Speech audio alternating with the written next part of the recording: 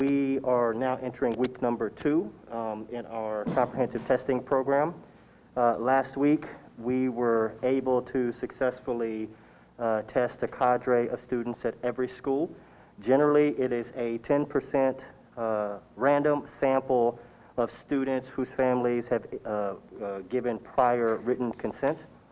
In addition to 10% of student athletes, unvaccinated as well for outdoor activities, and then 100% of students that are participating in close contact, unmasked indoor activities on the extracurricular side.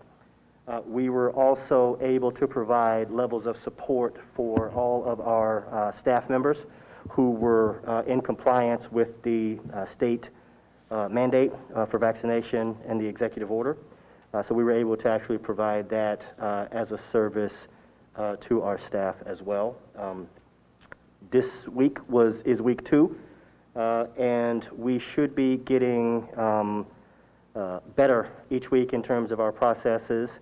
And we will also be sending out additional information, updates about how families who are the late adopters can also participate.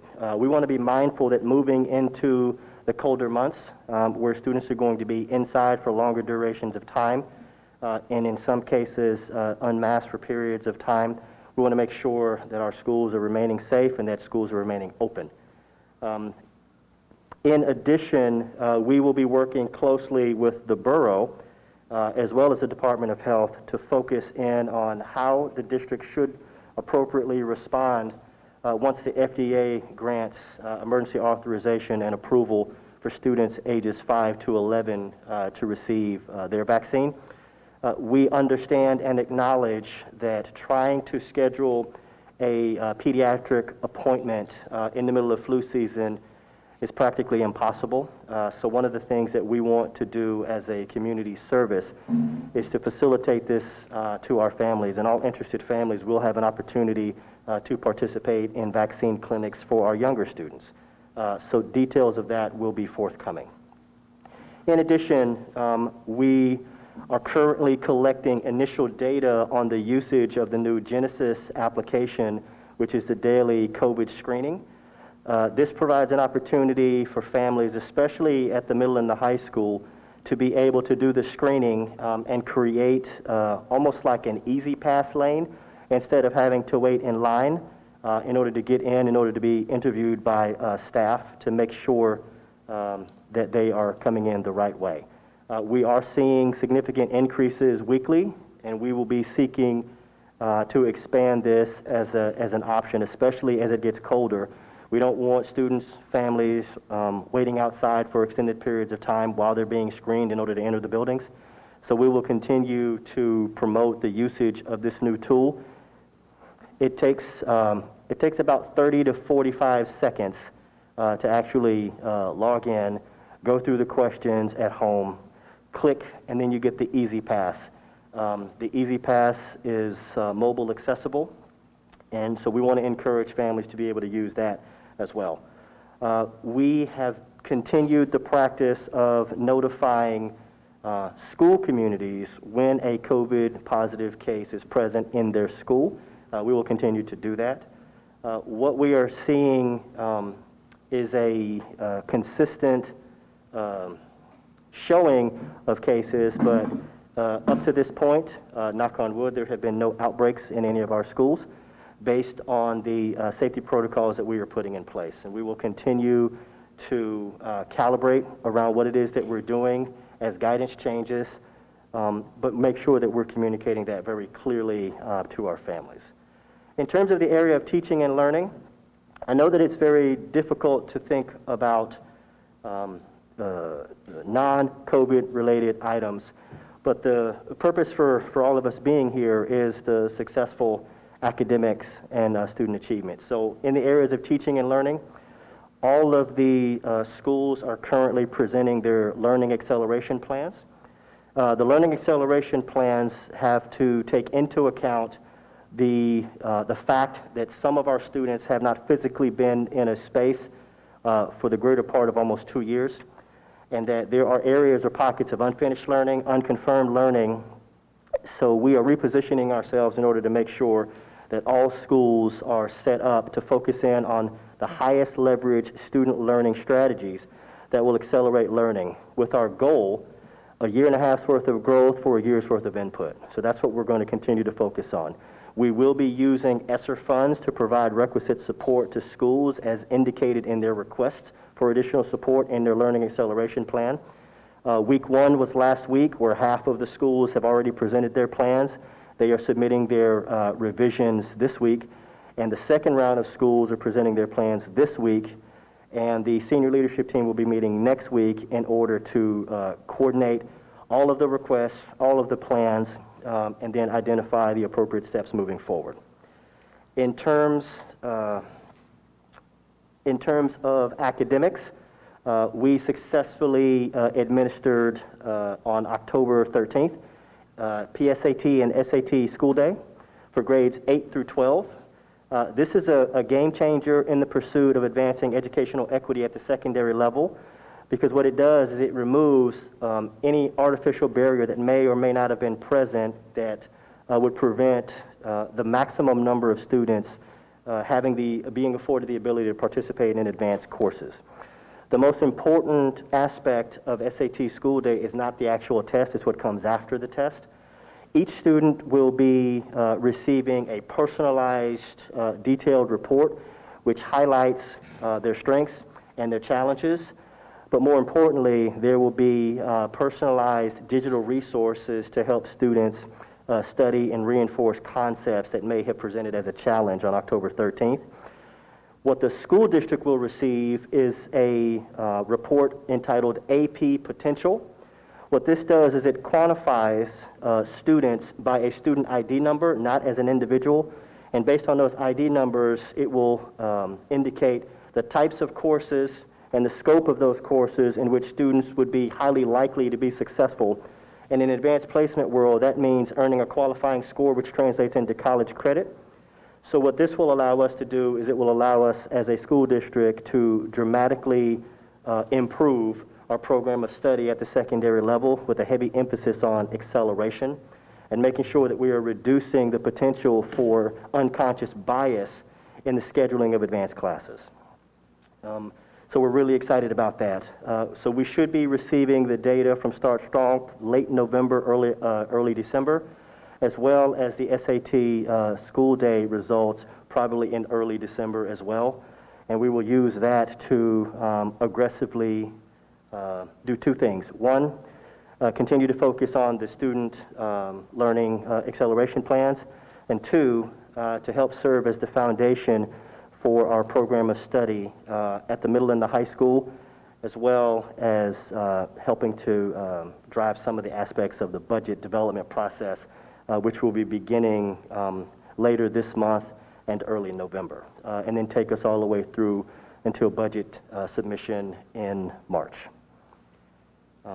And so those are the high-level updates related to school reopening. Thank you. Why don't we take any questions or things we wanted to talk about and divide it into the two sections that Dr. McDowell presented on. So any questions or points to raise about the health and safety part? Yeah, Regan, I have an Oakland parent who I thought might be here tonight, but he isn't, who's all over me about the testing of athletes. If an athlete is selected as part of that 10% to be tested, and the parent won't allow that to happen, I'm told that the athlete is not allowed to participate in athletics. So the question I have is A, how long? Is it one game, 1 year, forever? And if the person is not an athlete, and the same scenario happens where we have a young man or young woman who's selected as part of the 10% and their parent won't allow them to be tested, what happens with that individual? Okay. So, a great question. So the first piece is that extracurricular activities are extra and subject to a different level of scrutiny.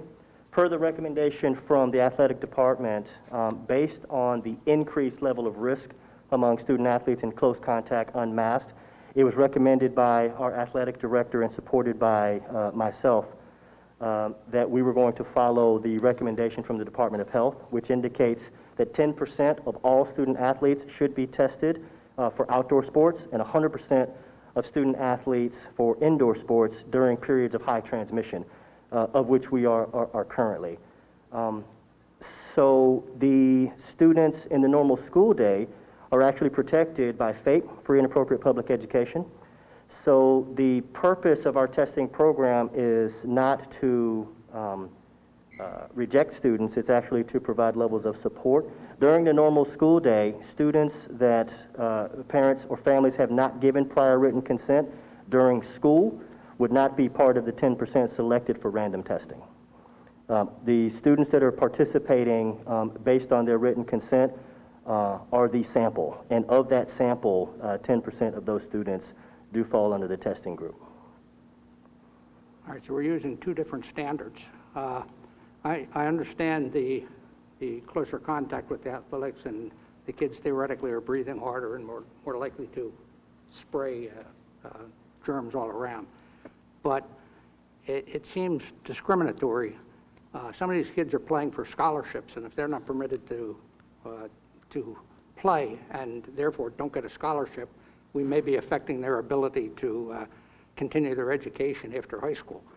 So that causes me a little concern. The other thing is the chart that I've seen shows that, well, Camden County, the last thing I saw was Camden County's grade is moderate, and moderate is not required at 100% testing. That's still saying 10%. So I'm concerned that we're discriminating against the athletes when the other kids, you know, if the kid is not an athlete and he fails the test, do we exclude him from math that day? And how long is the athlete excluded from? Forever? So I will say again that extracurricular activities fall under a different category. Extracurricular activities are extra. Students that are not participating during the school day in our testing program would not be included within the sample. Those students are also subject to other risk factors which would potentially deem them a close contact, which would potentially exclude them from school as well. So the same rule applies in terms of student athletes. Those students that fail to test would be excluded during the exclusion period from athletic participation. I think it's also important to note that a week and a half ago, we did have a student athlete test positive, and that translated into 21 students being excluded, of which 2 were on one team and 12 were on a second team, all deemed close contact, and they had to quarantine for 10 to 14 days. So the purpose of this is not to cast doubt or judgment on families' decisions about vaccination. The purpose is to keep students from being excluded from school as much as possible. So students do have a choice to make, student athletes specifically. They are participating in extracurricular activities, and if they would like to continue participating in extracurricular activities, we don't believe that this is a core challenge. Families that do not wish to participate in our testing program are encouraged to go through their healthcare provider or the pharmacy for a rapid test, and a negative test would then give them the opportunity to participate with no delay. So the answer is if they refuse to be tested, or if the parents refuse to have them tested, they're banned from sports forever, or until the pandemic is over. No, sir. I said during the normal exclusionary period. So in periods of high transmission, it's 14 days. In moderate, it's 10 days. Okay. Now the chart that you have on your computer there, for the moderate level, what does that say for non-contact athletics, outdoor athletics? I'm sorry? What for non-contact athletics, outdoor athletics, not basketball or wrestling, but field hockey or football, which are outdoor activities? Is that different than indoor activities? What it says, what you're referring to is the testing matrix and the reopening plan that was issued on October 7th. What it says, and I quote, is once per week, symptom and antigen tests for all athletes of indoor and high-contact sports. Okay, that says all indoor and, what was it part about sports? High contact. What kind of contact? High. High contact. I wouldn't consider field hockey or soccer high contact sports.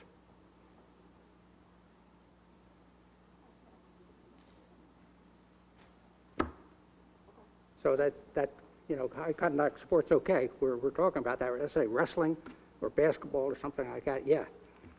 But for field hockey or soccer, I don't think that should apply.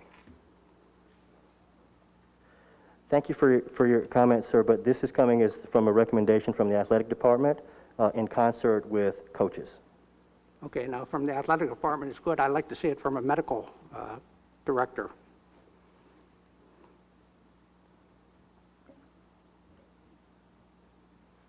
Do we have any other questions? Yeah, not to be argumentative, but it just doesn't seem fair to the kids that are athletes. And playing athletics, while theoretically it's extra, in fact, it's not. It's part of the program. We offer all sorts of sports, and the idea is to make well-rounded individuals. So it's not like they're doing something above and beyond. They're doing something that is part of their education. They are being given multiple options for how they can still participate, whether that's choosing to be vaccinated or choosing to participate in the pool testing or choosing to go get tested themselves. So I don't know that it's fair to say that we're fully discriminating if we are giving them multiple options for how they can still participate. But if they refuse those multiple options, Then that's kind of their choice, isn't it? well, sure, it's their choice. It's their choice not to be vaccinated, too. Right, So exactly. I guess we're going to mandate vaccinations, too. We're not. We've given them multiple options for how they can still participate. I feel like we're talking in circles now. Okay, we'll agree to disagree. I think, yeah. I did have a question about pool testing in school. Could you walk us through, once the students who have been selected for that week of pool testing get tested, is everyone notified, do the parents receive an email, a phone call a couple days later? Like, how does that work? Like, what could families expect? Ron, can you come up and... Some parents, some schools are contacting the parents.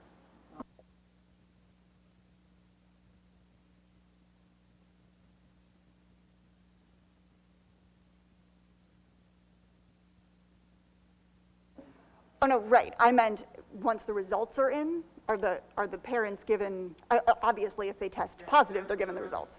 And the register with Inspire, they'll get They get it through there. through them. Gotcha. So when parents signed up for that, the email through Inspired Diagnostics, is that right? If your child got tested that week, you'll automatically receive an email from them at some point. Gotcha. Okay. Thank you.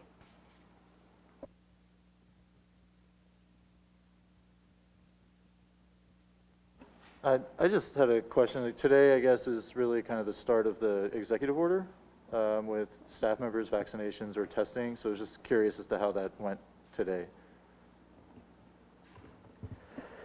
It's actually going very well. We are very fortunate that we have a very high percentage of staff at all levels that are fully vaccinated. And those who are not fully vaccinated have extremely legitimate reasons, most of which are healthcare related, and they have been fully participatory in that as well.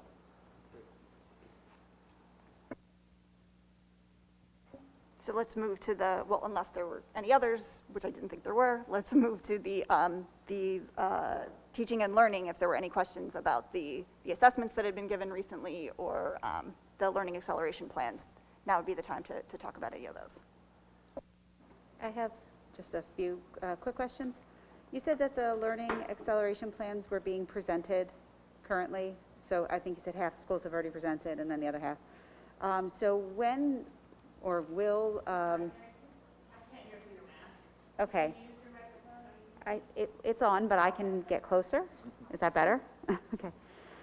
When will families or the community be updated on sort of, I guess, where the funds are going or what the plans are? Does that make sense? So after we've had the opportunity, so each school is actually presenting their plan. That's their first pass. The second pass is based on the feedback from the visiting team. They will submit revisions. The senior leadership team, we will be meeting next week in order to look at all the plans in the aggregate.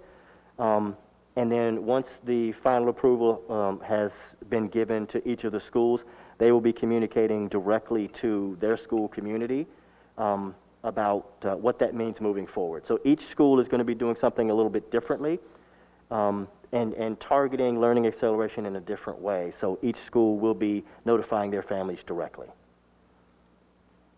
Okay, sounds good. The second question I have,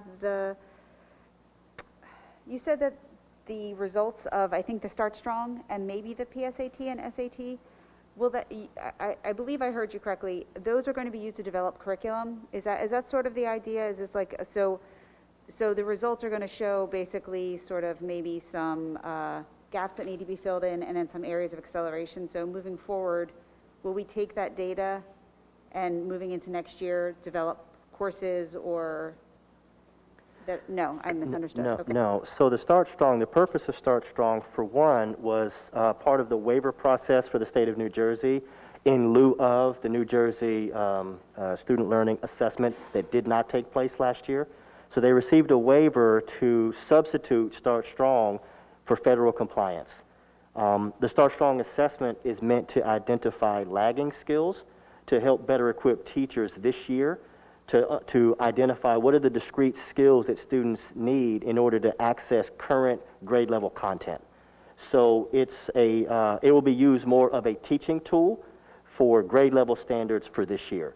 The SAT School Day helps us to better determine the types of rigor that should be present in our secondary spaces and the amount of participation in those spaces. So for example, if you test 500 students, and of those 500 students, it says that 250 of them are highly likely to be successful in an advanced placement literacy class, we would expect to see 250 students in an advanced literacy class, or something close to that, barring any other extenuating circumstances. So what it does, it helps to better inform your program of study and your master schedule at the secondary level. The reason why we tested students in grade 8 is to better prepare ourselves about the decisions that need to be made at the middle school in order to make sure the students are ready, willing, and able to be successful the minute they step into a high school classroom.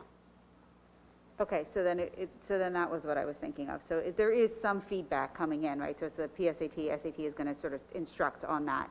And then just one other thing, and this is further down, but if we're going to be thinking about increasing the access for AP classes or increasing the amount of students that we want to see enrolled, I think we're going to have to start, or we're going to have to think more about funding for those tests so that we can make it so that they are accessible to everybody. So I think as a board, we'll need to kind of keep that in our heads. We completely agree.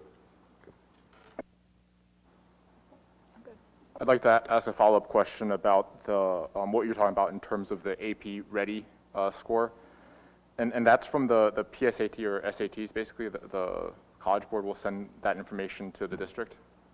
Yes, it's from College Board. Mm-hmm.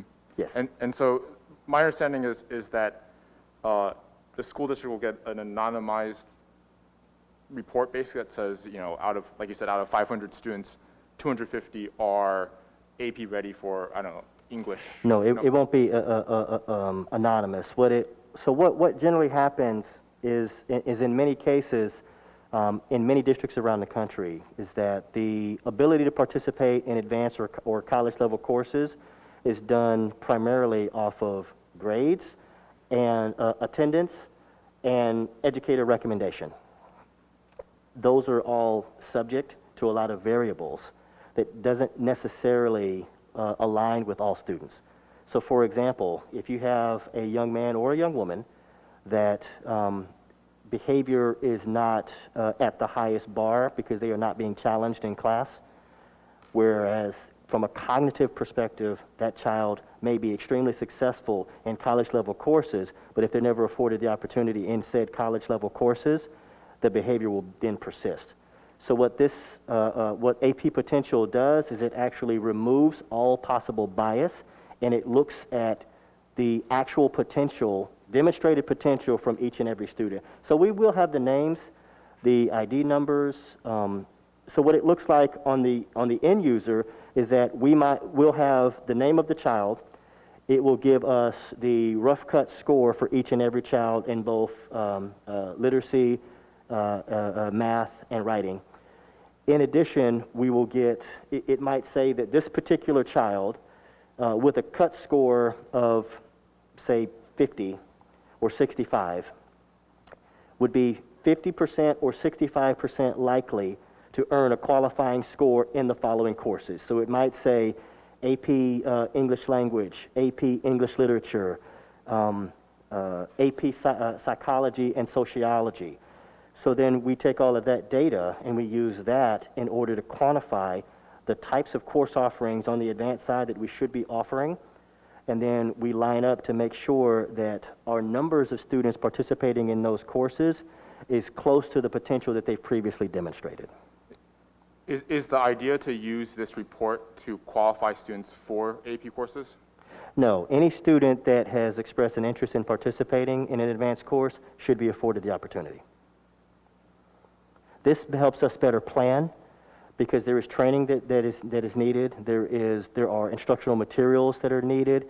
There are budgetary implications that Mary outlined. So if we know that we're going to see an uptick of, say, 150 more children participating in advanced placement, and of that, 50 to 60% of those children are significantly economically disadvantaged, we know that some level of support will be needed in order to provide an equitable opportunity for those children.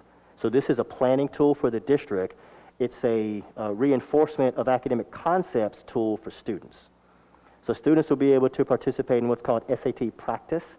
So SAT practice are digital resources, videos, activities that help students regulate their own learning, track and measure their progress throughout the year so that the next time they take a college placement assessment, they're presenting a stronger package. I don't know much about the College Board's AP Ready score and how the methodology behind it. Do you know, is it a claim of College Board that their AP Ready score eliminates bias from a determination of whether or not a student is ready for AP courses? That's their one of their many stated goals and outcomes with AP Potential. One thing I want to say is I am concerned about I think there's a fine line between using the score maybe for planning purposes and using that score as maybe a sole determinant for whether or not a kid is AP ready, which I'm not hearing you're doing, but I don't know the methodology behind how the College Board calculates that AP ready score. At a very simplistic level, it seems like they're basically taking historical data, right? The kids' SAT scores and their AP scores, because they have that data as well, and seeing a correlation between scores and passing on the AP. The problem is that with the SAT itself is highly correlated with social economic status in and of itself. Basically, the richer you are, the more likely you are to do well on the SAT.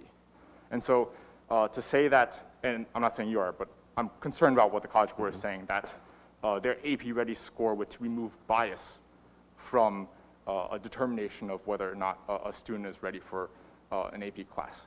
And so I'm all looking into it more on my end, but I do want to surface that and make sure that the district is conscious that they're, at least at face value, I'm really concerned with that claim that the AP Ready score is bias-free. So that's a very valid concern. What I will say is that it's been my experience that this is a valuable tool. So as a regional superintendent in Denver, we use this with a sample size of 15,000 children. We use the same in the School District of Philadelphia with a sample size of 31,000 students, and also in Trenton with a sample size of almost 2,000 students. The overwhelming majority in all three of those cases was about 90% free and reduced lunch. So in every situation, we saw a double-digit increase in student participation and performance based on this data. So our collective goal is not to have any single measure that rules children out, especially children who want to challenge themselves. What it does is it helps to better inform the counseling that still needs to take place. It helps to better inform the financial planning process, and then ultimately the communication that needs to still happen with the families. So we won't just be looking at AP potential and saying, okay, we're going to put 300 kids in an advanced class, because there are other circumstances that goes into the development of a program of study, but it helps better inform what those conversations really needs to be. And I do appreciate your discussion of how it will inform the supports necessary to help like all kids who want to participate in AP succeed. So thank you. Thank you.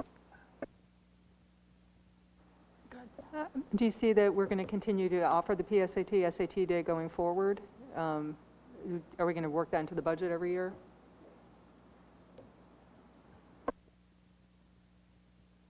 Anybody else? That was really loud. All right, so thank you, everyone. That was a great discussion. And do I have a motion to come out of Committee of the Whole? And a second. Second. All in favor? Aye. Okay, in light of the fact that we've still got a lot to do, and we also are up against some not great weather, we're going to, before we go to presentations, have our student representatives do their student report so that they can get on out of here safely. Can you hear me? Okay.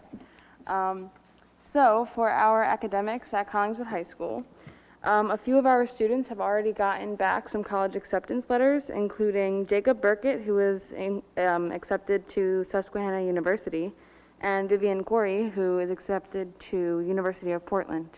Oh, and the University of Pittsburgh-Johnson. Progress checks were released a couple of weeks ago to both students and their parents, which are accessible on Genesis. And the counseling office is hosting a virtual college planning and financial aid night this Thursday at 6 p.m. The presentation is geared towards 11th and 12th graders' families, but everyone who wants to go is allowed to come and welcome to attend.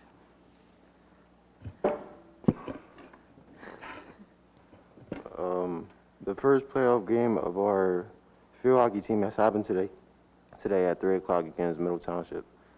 For the girls soccer team, freshmen Gabby Verdon and Hannah Kuckel has been nominated as the top 100 freshman girls player in the state of New Jersey.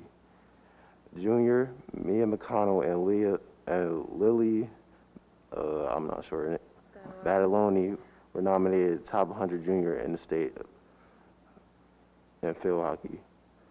Boys cross country and girls soccer recently both won their Patriot Division titles.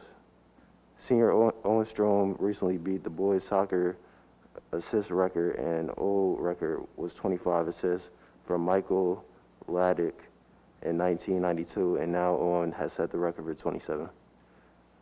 Field hockey has a huge tie against Haddonfield on October 14th. Freshman Peyton Ryan picked up a goal and an assist, and junior Lexi Randazzo and Lily Badaloni picked up a goal as well. The field hockey team has also had an exciting win against Haddon Township on Wednesday, the 20th, 3-2 with a buzzer beater from Peyton Ryan with 1 second left. The football team will have their last home game is actually on Thursday, against St. Vincent. And then for some of our extracurricular activities, the high school marching band has won their competition this weekend and achieved their highest score of 86.24. Many of our students from the Student Council and Interact Club volunteered at the Collingswood Haunted Hayride this Saturday, which I heard was a hit. There was over 3,000 people who came to support. The high school's rendition of A Midsummer's Night Dream is opening this weekend and showing in Night Park on Friday and Saturday night. Today was the start of Spirit Week, with today being Pajama Day, tomorrow being Dress Like a Movie or TV Character Day, Wednesday being Decade Day, Thursday being Holiday Day, and then Friday is being the Class Shirt Day. The fall blood drive was very successful, and we ended up with 54 viable pints of blood, which I heard can be used to save 162 people, which is amazing. And then our choir sang the national anthem at the celebration for the opening of the new fire station. That was on October 9th. And I think that is it. Thank you very much. If you two would like to head out, you are more than welcome to stay, but you also are free to go if you would like to. Thank you very much for your reports.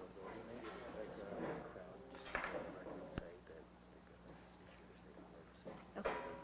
Right. So we did just want to let everyone know that we received information right before the meeting started that the governor did declare a state of emergency beginning at 8 p.m. tonight. We're a little unclear as to what that means in terms of, we don't believe that we're mandated to end by 8, but that was one of the reasons why we wanted to let the students leave, and obviously for everyone here to be aware that there's a pretty big storm headed our way. With all that being said, we are moving on to section 4, and we'll try to get through this a little more quickly. Presentations.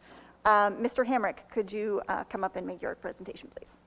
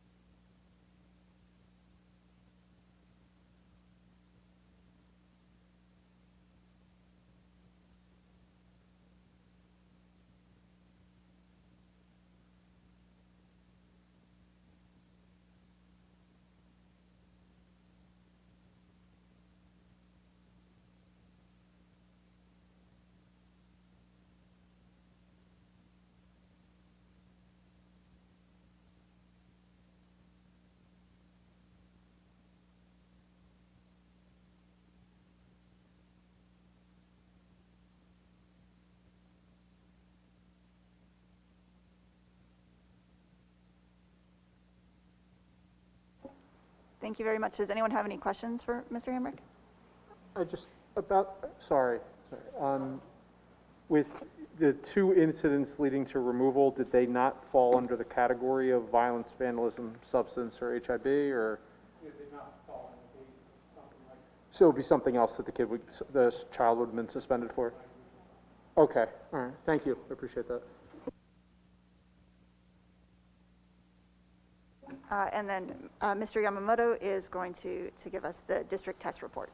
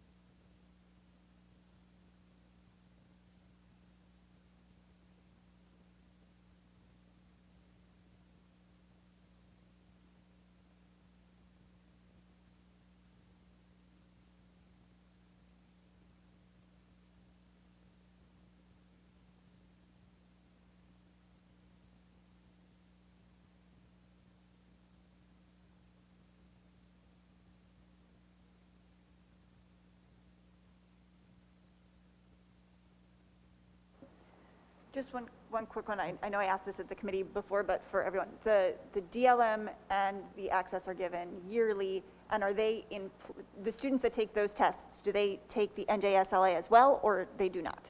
The DLM is, they do not, because it is all formative test. Right. For the access, it is possible. If the students come in like the first year, then they are, kind of take that as the DLA, but they can still take the math. Okay. So some of those kids are going to be taking more tests. Gotcha. Question, for the access, you said that you are looking for student growth, and even incremental.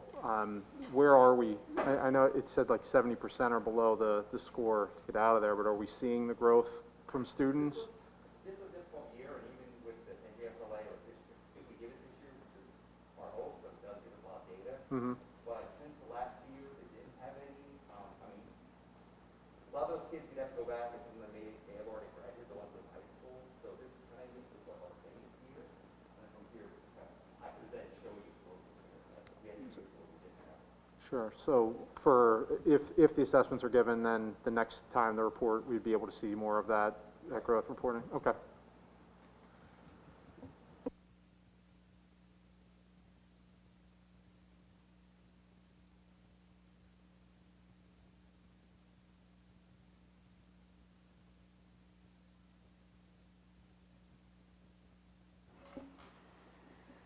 Okay, moving on to section 5, future dates and miscellaneous information. Just wanted to highlight that on November 3rd is a half day for students and staff professional development, and then school is closed the 4th and the 5th for the New Jersey Teachers Convention. And then moving on to section 6, routine board business. Can I have a motion to approve the minutes of the September 27th, 2021 regular board meeting? So moved. And a second? All in favor? Okay, we have come to section 7, which is the first public comment section. The purpose for this public comment section is to discuss items listed on the agenda. Additional, more general comments may be made later in the meeting. The public is reminded that attempts to resolve all concerns and complaints should first go through appropriate staff members and administrators. The intent of public comment is to give the community opportunity to provide feedback to the board. We will be actively listening and taking notes so that we can take all that is being said into consideration. If appropriate, clarifying communication will go out later in the week, and for more general concerns, they may be discussed by the board during future committee meetings. Any public comment at this time?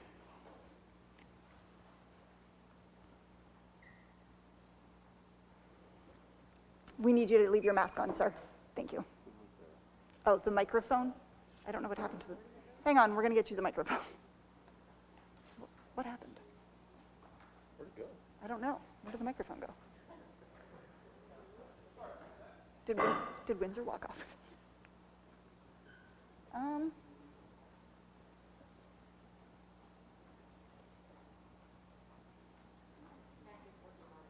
okay.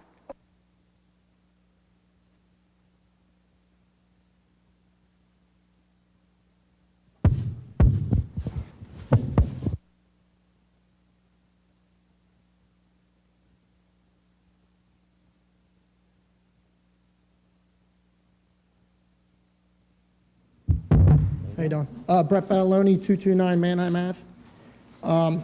I had a concern with the rollout testing with the athletics. I think Mr. Stotts was talking about that earlier. I know you stated tonight, like you say, extracurricular activities.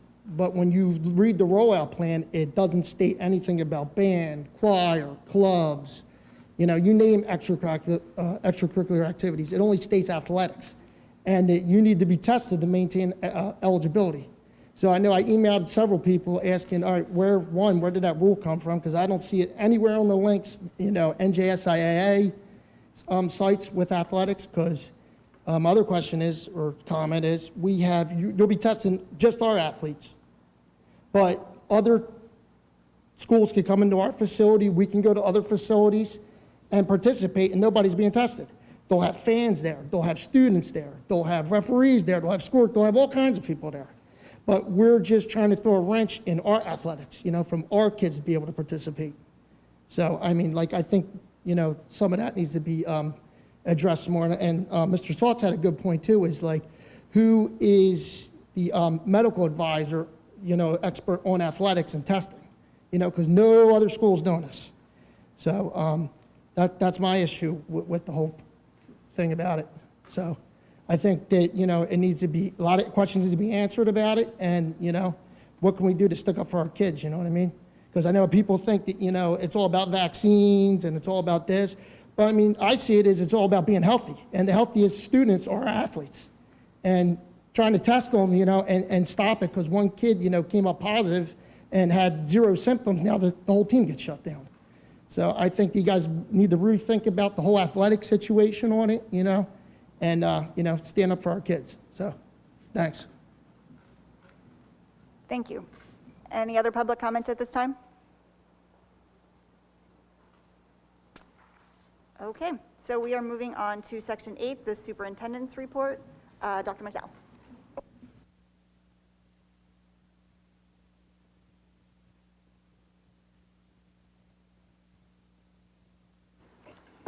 Okay, so the enrollment report for September of 2020 was 2,218, and the enrollment report as of September 2021 is 2,270, with the attached enrollment reports on the board docs. The September 2021 emergency drill report is also attached, broken down by school.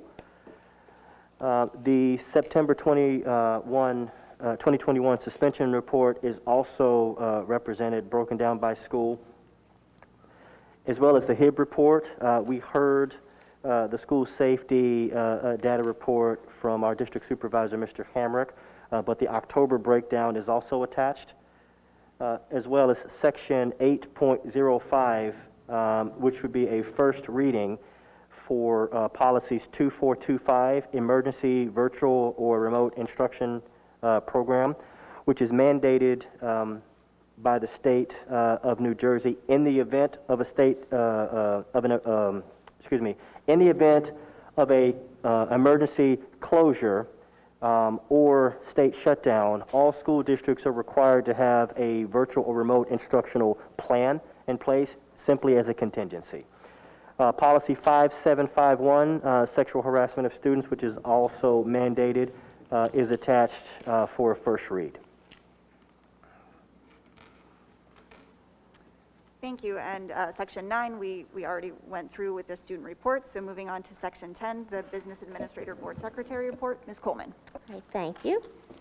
Tonight I have for you the list of the transfers for the month of September, your cash reports, Board Secretary Treasurer's reports for the month of September, your student activity financial statement for September, your NutriServe food service financial statement for the month of September, as well as a list of the purchase orders issued in the month of October and a list of the warrants to be paid for the month of October. That's it. Thank you. Moving on to Section 11, Buildings, Grounds, and Finance Committee. Mr. Craig. The Finance, Buildings, and Grounds Committee reviews all financial statements, purchase orders, and warrants on a monthly basis. The committee also reviews and approves all contracts with outside service providers and oversees all maintenance and capital improvement projects district-wide. So tonight we are seeking approval. The following items, 1102 to 1109, are the reports that Ms. Coleman just shared with us. 1110 and 1111 are a pair of federal grants, one being the American Recovery Plan IDEA, which is about $115,000 in public funding, and then the other 1111 is the ESEA with a few, it was,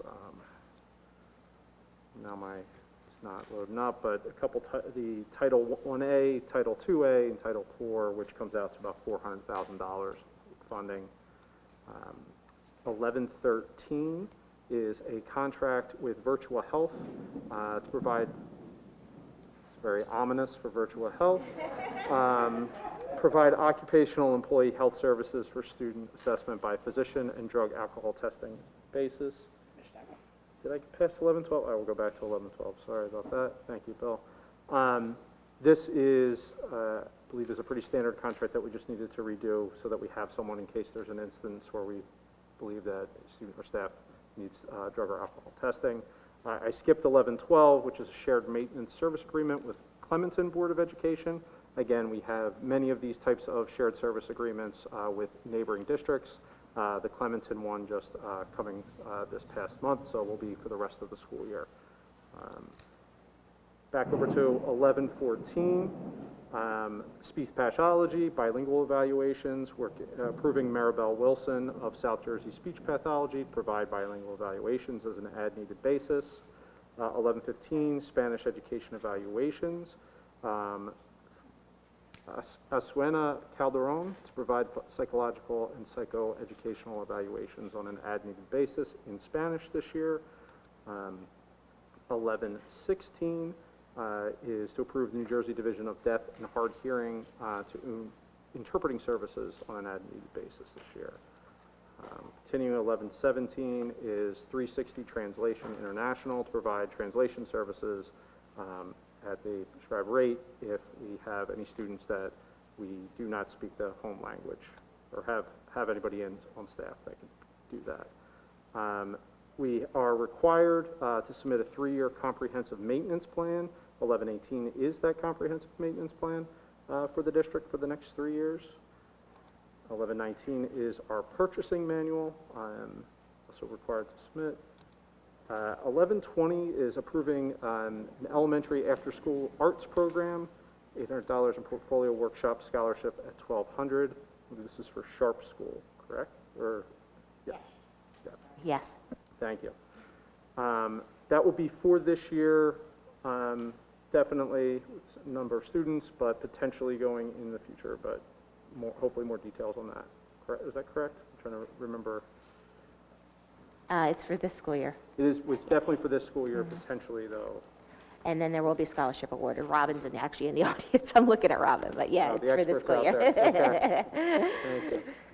And then last item is 1121. This is to go out with W.H. Adams and Associates to conduct our strategic planning process, which is a process that has typically been that we've done in-house in the past.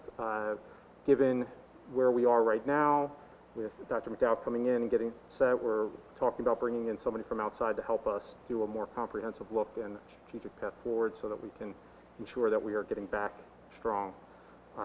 Those are the items that we have for approval, so that's 11.1 to 11.21 that we are seeking approval for tonight. So moved. Wow. All right. We're moving quick. Can I just, Wait, hold up. Did you get the motion in a second? oh, Okay. okay. Questions or I'm sorry. comments? Just a reminder, I believe that Oakland's included in the strategic planning program there, that we're in for 12% of the cost. I'd just like to remind everybody that at some point in time, we have to tell Oakland what's going on, which we haven't done yet. So that has to be on the agenda somewhere down the line. Okay. Thank you. And any other questions or comments from board members? I do have a question about 11.17. Just understanding what the, how this translation company will be used, just noting that in the personnel agenda or later on, there's like we're hiring an individual translator. How's like the 360 Translations International fold into the whole district translation plan? Good. I believe the Personnel Committee translator is for Child Study Team one-on-ones. Yes. The staff member is providing direct family-based support for the purpose of family meetings, IEP meetings.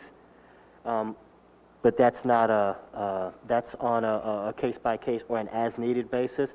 We need something more systemic that has the ability to provide a wider range of service based on multiple languages present in our district. Gotcha. Thank you. Okay, so any other questions or comments? Roll call, please. Mr. Connor? Yes. Mr. Chu? Yes. Mr. Craig, Yes. Ms. Henry, Yes. Ms. Mello, Yes. Mrs. Severino, Yes. Mrs. Sheridan Celia, Yes. Mr. Stotts, Yes. Mr. Bowman, Mrs. Caden, Yes. Moving on to section 12, the curriculum committee, Ms. Savarino. Okay, the curriculum committee oversees and approves the district curriculum and assessment programs, as well as field trips, home instruction, co-curricular programs, and the school calendar. There are no elementary school field trips at this time. There are middle school and high school field trips for approval. 12.05, there are overnight high school field trips. One is the TV production, I believe that's for the TV production class, and then the senior trip, which is in Orlando. 12.06 and 12.07 are out-of-district or home instruction placements. And 12.08 refers to the policy 2425 that Dr. McDowell was talking about earlier. It's a state mandate that for the emergency virtual or remote instruction plan, all districts must have a plan in place in the event that due to a public health emergency, a district needs to close. So this is the approval of that plan. So tonight, need approval for items 12.03 to 12.08. Thank you. Do I have a motion? And a second? Questions or comments from board members? Roll call, please. Mr. Connor, Yes. Mr. Chu, Yes. Mr. Craig, Yes. Ms. Henry, Yes. Ms. Mello, Yes. Mrs. Severino, Yes. Sheridan Celia, Yes. Mr. Stotts, Yes, except those items marked with a double asterisk where I abstain. Mr. Bowman, Mrs. Caden. Yes. Moving on to section 13, the personnel committee, Ms. Sheridan Celia. The Personnel Committee reviews all recommendations for teaching and staff employment, considers co-curricular employment, and considers all professional development opportunities for staff members. This evening, I'm looking for approval of sections 13.02 through 13.33. The 13.02 through 13.04 are 3 retirements. One is Mr. Santa, who's the principal at Zane North, Ms. Chiletti, who works in the board office, and Ms. McDaniel, who's a custodian. There are 2 resignations at 13.05 and 13.06. 13.07 through 13.10 are 4 leaves, a pay leave and several FMLA leaves. 13.11 is a long-term substitute, retaining a long-term substitute. 13.12, a revised contract from a phys ed teacher going from part-time to full-time. 13.13 to 13.15 are permanent building subs at Sharp, Newby, the high school and middle school. 13.16 through 13.18, hiring remote learning teachers. 13.19, sessions for parents-child study team. I believe that was the interpreter that we talked about earlier. 13.20, hiring a school bus driver on an hourly basis. 13.21, revised stipends for child study team. 13.22 through 23, high school after-school tutoring at the high school in Sharp. 13.24, academic enrichment and homework club as needed. 13.25 and 13.26, elementary lunch and playground assistance at Newby, Sharp, and Garfield. 13.27 is a student-teacher observation at the middle school. 13.28 through 29, winter athletic stipends at both the high school and middle school. 13.30 is a new resolution to retain emergency virtual or remote instruction as needed. 13.31 is for hiring a substitute custodian. 13.32, substitutes and tutors. And 13.33 is seeking approval of travel expense forms. So again, we were looking for approval of 13.02 through 13.33.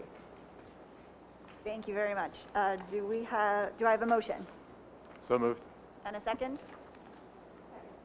Questions or comments from board members? Roll call, please. Sorry. Just for clarification, the things that are listed below that are things that happened in the committee, and have there been resolutions about them that I don't know about? I'm looking at 13. That's not on the public agenda. That's okay.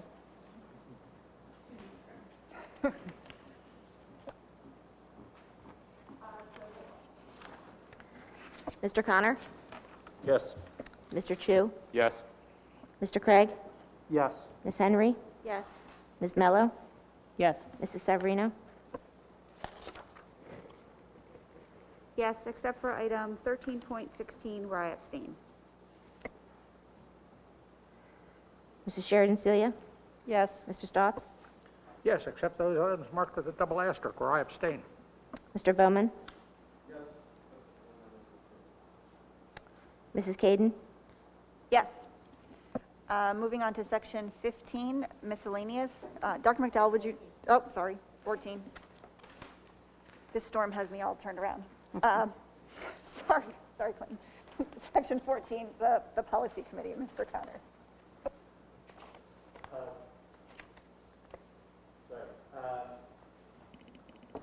Thank you.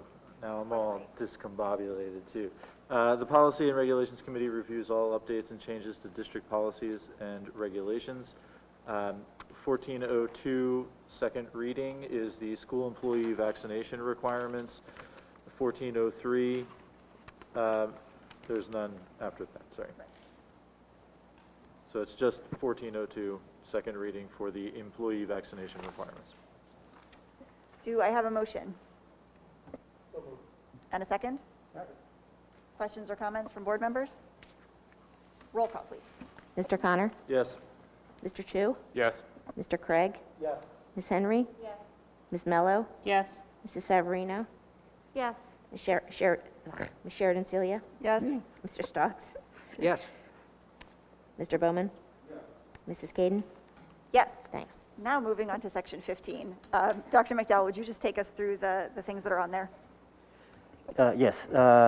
Section 15.01 is the Uniform State Memorandum of Agreement between the school district and local law enforcement officials. This is an annual agreement about the nature of the relationship. There have been no changes since the last revision in 2019. So this is just the annual renewal of the relationship with our local law enforcement officials.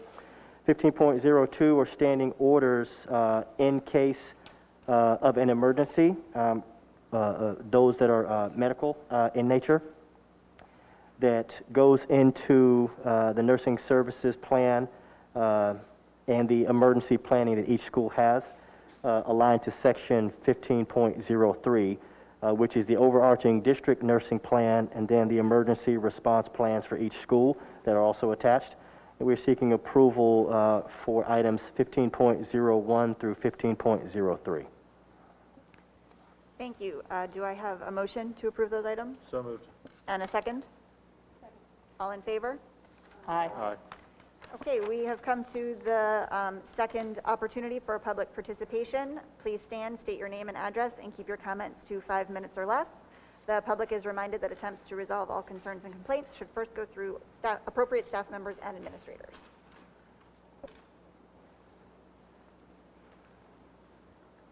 Thanks for having me again tonight. So I was here previously about the HVAC and air handling, and after I came, I did receive answers, but they were very vague still. So what I realized is the only way to get any response is to come here. And on a night like tonight, I really apologize that I had to come to a public forum to ask these questions versus exchanging a couple emails to get some answers. But it seems to be the only way to do it. So, in addition, I spoke to the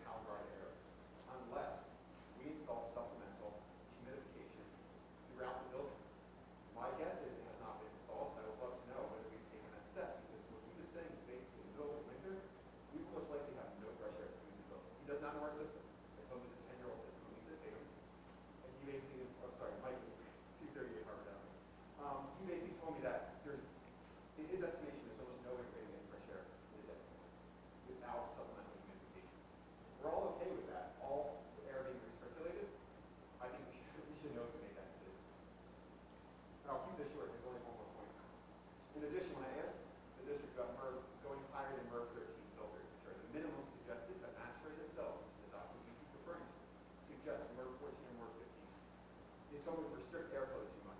So I asked him about that. He said there are electronic air cleaning systems that are MERV 14 and MERV 15 that, because of the way they're designed, will not restrict airflow and would give us that extra filtration.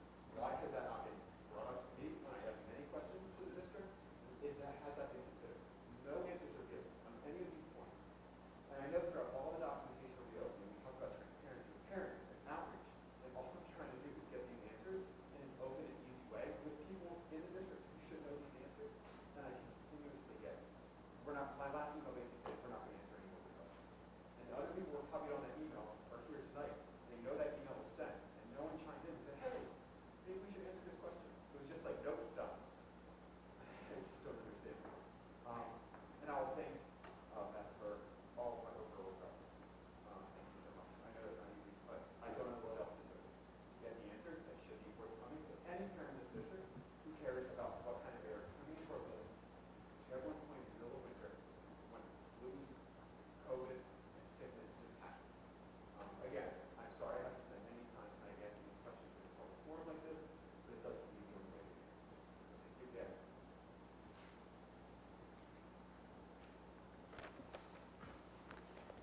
Any other public comment? Okay, did you want to say anything? So close up for executive session, right? So we are not going to adjourn it just yet because we need to go into a closed session at this time. So what that means is that the public needs to step out of the room so that we can go into a closed session. We will not be voting on anything afterwards, and we will just be adjourning, but you are also welcome to sit in the hallway if you so choose. We'll give you a minute to do that.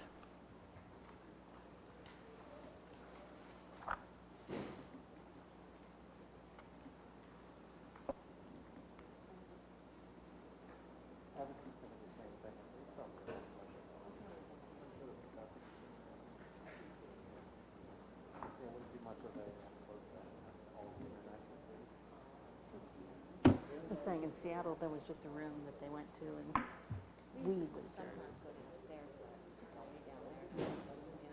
COVID, yeah.